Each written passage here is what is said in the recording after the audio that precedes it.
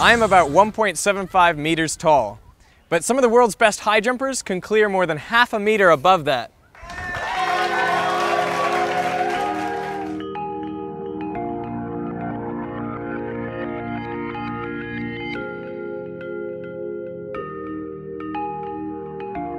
This is Josh Lodge, an Australian high jumper.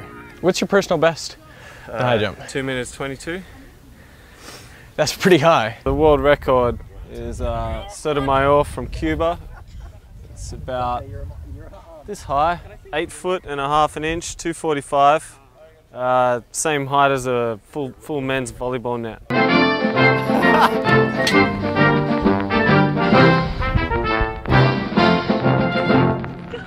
So can you teach me to jump as high as you?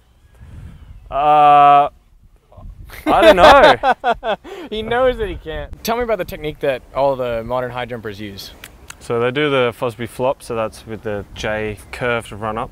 Generally you have a straightish sort of part, and then the last part of the run up is curved. So it's half straight, half curved. Yeah, so that you can have more speed, and it puts you in the right position to then get the rotation and go over on your back. And what foot do you take off on? You take off on your left foot. Yeah, that's right. So if you can only really think about one thing, Drive up that leg. Tell people to drive up that leg. So what did I do wrong there? Well, how much time do we have? You started on the wrong foot. Come on, you can get this.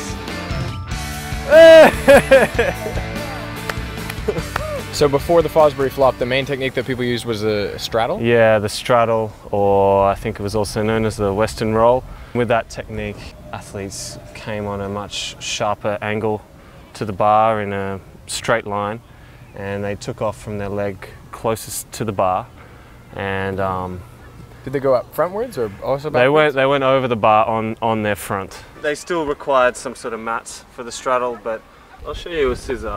That was another one that was from the days when you had to land on your feet, the days of sawdust, so I think that was more like before the 50s. Pretty much the same as the takeoff to Fosbury flop. And then you just land on your feet? Yeah, you land on your feet.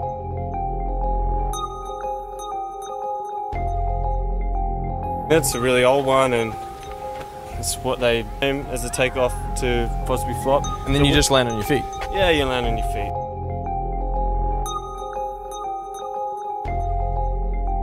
It's a really old one, and it's what they did when they didn't have any mats. So really adding the mat really changed the way people jumped? Yeah. And obviously without having to worry about landing safely, they could jump higher. Regarding the physics of it, why is the Fosbury flop the superior technique? Well, I've heard that it allows your center of mass to actually pass underneath the bar. Your entire body clears the bar, but not all at once. So you're keeping like your legs and your arms sort of underneath the bar. If you average where your center of mass is, it's under the bar. Whereas like the other techniques, they seem to, you have to have your whole center of mass clearing the bar. So technically it's harder, like you're getting your mass up higher in order to clear the bar. Yeah, that would make sense, because with the straddle technique, when you go over, you've got half your body going over the bar all at once. Yeah. Whereas in the flop, my coach used to talk about it like a hose, so the water coming out of a hose.